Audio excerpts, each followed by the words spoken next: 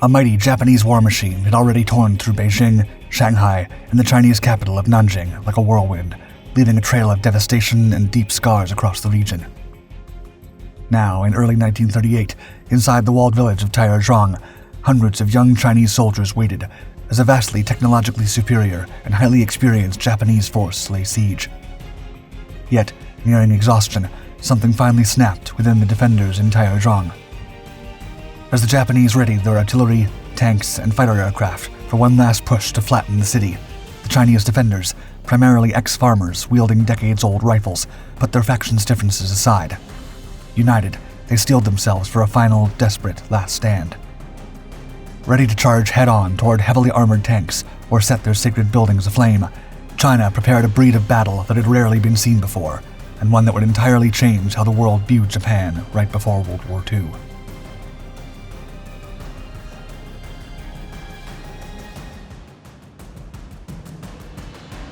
A fractured land. After the Japanese invasion of Manchuria in 1931, China had been walking on eggshells, doing everything possible to avoid a head-on collision with Japan. Chinese leaders knew Japan was a military powerhouse and the leading power in Asia. Japan's modern, well-trained military had already faced Qing China, the Russian Empire, and the German Empire, emerging victorious each time. To the world, Japan appeared to be an unstoppable force. Even as Japan unleashed its ferocious assault on China in 1937, using the Marco Polo Bridge incident as a pretext, China sought to defuse the situation without declaring war. Since the fall of the Qing dynasty, China had been engulfed in chaos, political upheaval, and a seemingly never-ending series of factional clashes that eventually spiraled into the Chinese Civil War in 1927. Rather than a united, cohesive Chinese force capable of resolving Japan's brutal onslaught, China's defenders were a patchwork of military factions with varying levels of loyalty, training, and equipment. On paper, they served the Republic of China, but in reality, each region's warlord commanded the loyalty of their troops, and there was no centralized military structure. As the Second Sino-Japanese War erupted, Generalissimo Chiang Kai-shek, the leader of the Republic of China, committed all his loyal forces to a desperate defense of Shanghai and Nanjing. However, his troops were annihilated as the Japanese tore through both cities. Nevertheless, Chiang's valiant efforts ignited a spark of nationalism among the other warlords, prompting them to set aside their differences and work together for the first time to mount a defense against the seemingly invincible Japanese threat. The Chinese forces remained woefully outdated and mostly untrained. Defending their homeland from the relentless Japanese assault would come at a steep price. Honor and defense. By 1938, the Chinese military had suffered staggering losses following the fall of Shanghai and Nanjing. Their air force and navy were virtually wiped out. The atrocities the Japanese inflicted on captured soldiers and civilians in Nanjing struck fear into the hearts of the remaining Chinese defenders. Consequently, some warlords chose to stop fighting to avoid meeting such a fate. This allowed the highly experienced Japanese 10th, 5th, and 13th Divisions to advance swiftly, quickly surrounding the area around the Suzhou railway junction in an attempt to encircle the city and annihilate the defenders. Various Chinese groups desperately fought for the strategic area. This would become the Republic of China's first major defensive campaign of the war. Chiang Kai-shek persisted in trying to unite China's defensive forces, executing some of the leaders who refused to confront the Japanese and prompting the remaining warlords to rally behind his leadership.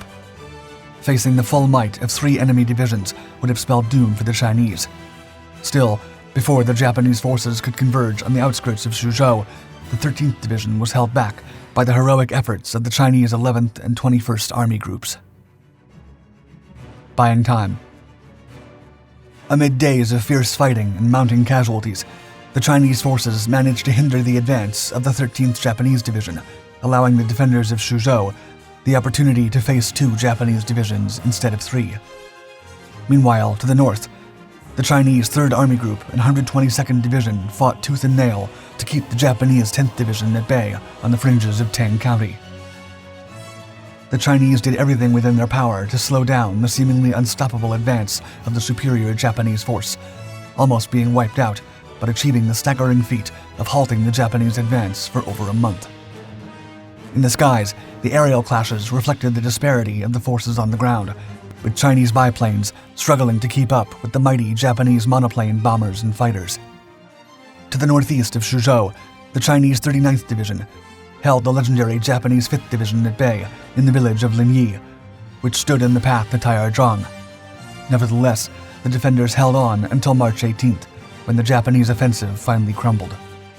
These valiant outer defensive efforts around Suzhou and the nearby city of Taierzhuang bought China precious time to fortify its defenses at Taierzhuang, where it planned to make its most significant stand yet. The clash. Along the eastern bank of China's Grand Canal, Taierzhuang served as a critical frontier garrison to the northeast of Suzhou. It played a pivotal role in defending the Jinpu railway system. As the Japanese forces gradually overpowered the Chinese defenses over several months, the remaining struggle was confined to the fortified garrison in Taierzhuang. Under the cloak of darkness on March 24, 1938, a Japanese detachment of 1,300 men unleashed a torrent of artillery fire upon the walled village. The barrage managed to break down the northeastern gate, and a vanguard of 200 soldiers slipped into the village. However, they quickly found themselves up against a wall of Chinese resistance and were forced to beat a hasty retreat. By daybreak on March 25th, the Japanese launched an all-out assault on Taierzhuang. A 300-strong contingent led the charge and stormed the damaged gate a few hours later. Nationalist General Tung En-bo caught the Japanese off guard on March 26th by cutting them off from the rear and trapping them inside the village. Despite being outnumbered and outgunned, the Chinese defenders refused to back down. Cornered and desperate, the Japanese force sought refuge in the Chenghuang Temple, only for the Chinese to set the temple on fire, wiping out the entire Japanese unit. Bringing in the tanks. The hard-fought victory gave the embattled Chinese fighters a much-needed morale boost. Outside the village, small bands of Chinese soldiers slipped out undetected to launch skirmishes against the main Japanese force, keeping them preoccupied. However, the Japanese weren't down for the count yet.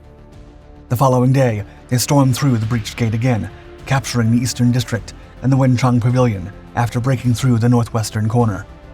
The Chinese defenders continued their valiant fight, even as the Japanese inched their way into the city. By March 27th, the Japanese had seized control of the entire northern section of the village. Armed with 7 Type 94 tankettes and 5 Type 89 Ego medium tanks, the Japanese enjoyed a significant technological edge.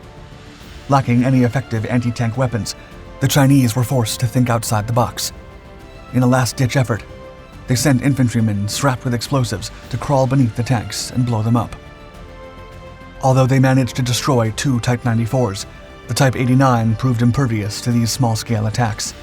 Despite the technological divide, the Chinese soldiers remained undaunted, continuously devising ingenious strategies to bridge the gap.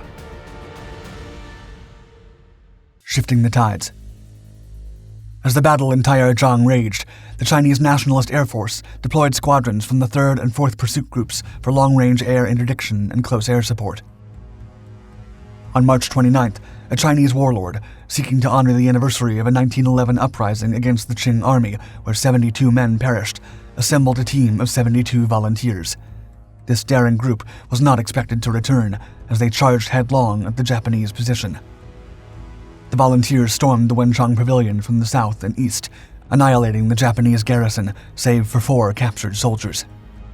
Remarkably, the Chinese lost only 14 men in the process.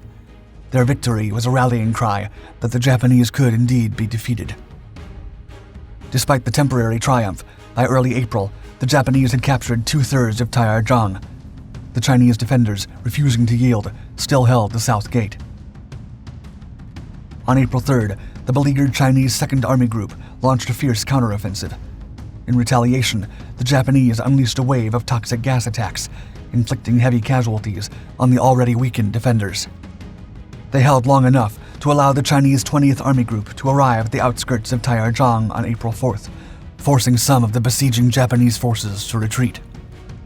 By April 6th, the Chinese 85th and 52nd Corps had joined forces, capturing key locations and causing the Japanese line to collapse and retreat humiliated. This marked the first time the Chinese had defeated Japan in battle since the First Sino-Japanese War. Despite suffering a staggering 20,000 casualties, the Chinese defenders demonstrated that Japan could be defeated and that they were up to the task. The Chinese claimed to have inflicted 24,000 casualties on the Japanese, while the Japanese reported only 11,000 losses. The actual number likely lies somewhere in between. Regardless, the brutal Battle of Taierzhuang was a decisive Chinese victory. This group of battered, untrained fighters had triumphed over one of the world's most formidable military forces.